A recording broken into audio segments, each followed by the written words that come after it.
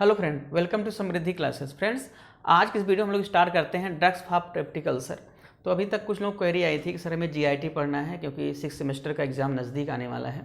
तो आप लोग भी 6 सेमेस्टर तैयारी करना शुरू कर दीजिए और उसी का एक पोर्शन हम लेके चल रहे हैं यहाँ पे आपका जीआईटी।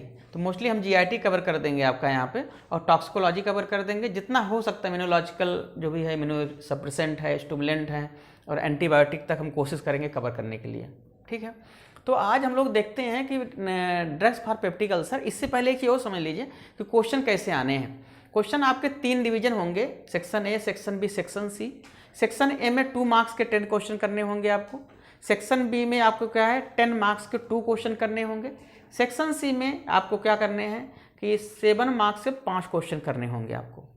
ठीक, तो अब बात आती है 2 मार्क्स के कौन क्वेश्चन आएंगे। 2 मार्क्स को वही क्वेश्चन आएंगे, मीन्स आप समझिए सीधा सीधा कि डिफिनीशन आएगी 2 मार्क्स में कि एंटी एसिड क्या होते हैं, पेप्टिक अल्सर क्या होता है। ठीक है, इस टाइप के क्वेश्चन आएंगे। अगर हम बात करें 10 मार्क्स की, तो अब 10 मार्क्स का क्वेश्चन है। तो इसमें क्या होगा कि इसमें आपको 2 मार्क्स के 5 सब डिविजन्स होंगे, means pharmacological action, mechanism action, छोटा मैकेनिज्म होगा, और साइड इफेक्ट, इन ड्रग इंट्रैक्शन, यूजेज, इस टाइप के क्वेश्चन आपको वहाँ पे मिलेंगे 10 मार्क्स में। अब बात करते हैं 5 मार्क्स में जो आएगा, उसमें क्या होता है कि उसमें आपको जैसे किसी का क्लासिफिकेशन पूछ लिया, किसी की मैकेनिज्म पूछ लिया, किसी का फार्माकोलॉजिकल एक्शन पूछ लिया, किसी का डिटेल में आपको यूजेस पूछ लिया। इस टाइप के क्वेश्चन आपको वहाँ पे मिलेंगे। तो सबसे पहले आज हम लोग स्टार्ट करेंगे जीआईटी में। फर्स्ट जो आपका टॉपिक है वो है ड्रग्स फॉर पेप्टिक अल्सर। अब हम बात कर रहे हैं अल्सर की, पेप्टिक अल्सर की बात कर रहे हैं। तो सबसे पहले समझिए कि पेप्टिक अल्सर हमारे बॉडी में उस जगह पे होता है जहाँ पे एसिड का क्या होता है, एक्सपोज होता है। एसिड और पेप्सिन का एक्सपोज होता है। तो हमारी बॉडी में वो 2 पार्ट हैं, एक है स्टोमक और दूसरा है डियोडिनम।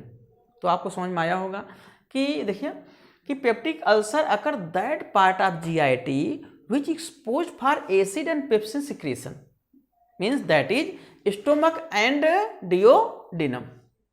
तो हमने बताया कि पेप्टिक अल्सर हमारी बॉडी में उस पार्ट में होगा जहाँ पे एसिड और पेप्सिन का क्या होगा, सिक्रीशन होगा। वो 2 ही जगह है, पहला है आपका स्टोमक, दूसरा है डियोडिनम। तो अब होता कैसे है कि जब कोई चीज़ का बैलेंस बिगड़ गया, जब बैलेंस बिगड़ेगा तब आपका क्या होगा कि यहाँ पे इम्बैलेंस होगा। अब बैलेंस बिगड़ कहाँ रहा, देखिए ये है डिफेंसिव एजेंट और ये है अग्रेसिव एजेंट। ठीक है, अब क्या होता है इसमें इम्बैलेंस होता है, मीन्स अग्रेसिव एजेंट का लेवल ज़्यादा हो जाता है, डिफेंसिव एजेंट का लेवल कम हो जाता है। अब अगर अग्रेसिव एजेंट की बात करें तो हमारे पास acid, pepsin, H pylori. Aggressive agent सीधे से समझिए जो पेप्टिक अल्सर काज करते हैं। ठीक, तो वो है आपका acid, pepsin, H pylori. Defensive agent ऐसे होते हैं जो पेप्टिक अल्सर होने से प्रोटेक्ट करते हैं हमारे स्टोमक और डियोडिनम को। और कौन कौन से? Gastric mucosa, nitric oxide, bicarbonate, prostaglandin. ये आपको समझ में आ गया। अब हम लोग चलते हैं क्लासिफिकेशन पे। क्लासिफिकेशन, पहला क्लासिफिकेशन है reduction of gastric acid secretion, कि मीन्स पहला चीज है कि आप इतना याद रखिए कि सबसे पहले हम क्या करेंगे, एसिड सिक्रीशन को बॉडी में होने ना दें। अगर एसिड सिक्रीशन हो गया तो उसको न्यूट्रलाइज कर दीजिए। तो 2 टाइप की थेरेपी आपको मिल गई। पहला हो गया कि reduction of gastric acid secretion. इसके लिए देखिए यहाँ पे 4 टाइप की ड्रगें दी जाती है, 4 टाइप की ड्रगें दी जा रही हैं। पहला है H2 anti histaminic drug, cimetidine, famotidine, ranitidine. दूसरी है proton pump inhibitor, pantoprazole, lansoprazole, rabeprazole. Anticholinergic drug pirenzepine, propantheline. Prostaglandin analogue misoprostol और इनप्रोस्टिल।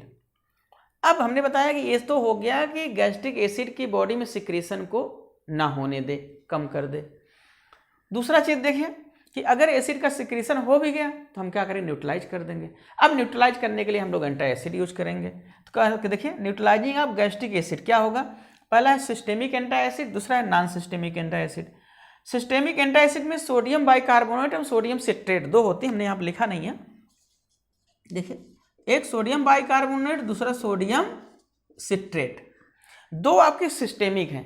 और इसके बाद नॉन सिस्टेमिक है, मैग्नीशियम हाइड्रोक्साइड है और कैल्शियम कार्बोनेट है, ठीक। और भी इसके एजेंट है, हमने 2 लिखा है, ठीक है, मैग्नीशियम हाइड्रोक्साइड और कैल्शियम कार्बोनेट।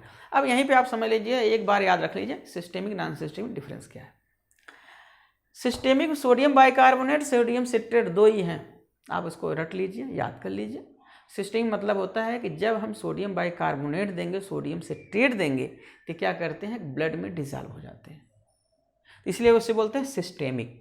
ये ब्लड में डिजॉल्व हो जाएंगे, इसे सिस्टेमिक बोलते हैं। जो ब्लड में डिजॉल्व नहीं होगा उसे बोलते हैं non systemic, means magnesium hydroxide, calcium carbonate, aluminium hydroxide, trisilicate का भी आता है, ये आपका हो गया नॉन सिस्टेमिक। अब बात करते हैं, तो 2 हो गए कि एसिड सिक्रीशन को होने न दीजिए, हो जाए तो न्यूट्रलाइज कर दीजिए। उसके बाद आता है अल्सर प्रोटेक्टिव, कि अगर अब अल्सर काज हो गया है तो उसको हम क्या करेंगे, एक लेयर बना देंगे, उसके ऊपर लेयर बना देंगे, तो एसिड का जो अटैक है उस पर हो नहीं पाएगा, क्योंकि लेयर हमारी प्रोटेक्ट कर लेगी। तो अल्सर प्रोटेक्टिव क्या है, सुक्राल फेट है, कोलाइडल बिस्मथ सबस्ट्रेट है, जिसे बोलते हैं CBS, कोलाइडल बिस्मथ सबस्ट्रेट और सुक्राल फेट। उसके बाद आता है अल्सर हीलिंग, कि अल्सर हो गया है अगर, तो उसको हमें हीलिंग कैसे करनी है, वो आपका है कार्बेनोजोलॉन सोडियम यूज करते हैं। उसके बाद एंटीबायोटिक यूज करते हैं, NTH पाइलोरी में टिंडाजोल एमॉक्सीसिलिन यूज करते हैं, तो एमॉक्सीसिलिन टिंडाजोल यूज करते हैं। अब आता है कि फार्माकोलॉजिकल एक्शन की बात करें, तो फार्माकोलॉजिकल एक्शन में सबसे पहले हम H2 एंटागोनिस्ट की बात करेंगे। H2 एंटागोनिस्ट 2 काम करता है, एक तो H2 ब्लॉकर का काम करता है, गैस्ट्रिक एसिड सिक्रीशन करता है। तो H2 ब्लॉकर क्या करता है, देखिए कि आपको पता है हमने ऑटोकॉर्ड हिस्टामिन की बात की थी, तो हिस्टामिन से रिलेटेड जितने बॉडी में सिक्रीशन हो रहे हैं सबको क्या करेगा, ब्लॉक कर देगा। तो inhibit histamine induced gastric secretion, cardiac stimulation, जितनी भी आपके सिक्रीशन है, जहाँ जहाँ बॉडी में स्टिमुलेशन हो रहा है उसको क्या करेगा कि ये H2 क्या करेगा, फार्माकोलॉजिकल एक्शन में H2 एसिड से जो सिक्रीशन हो रहा है उसको ब्लॉक कर देगा। अब दूसरा बात आती है गैस्ट्रिक एसिड सिक्रीशन।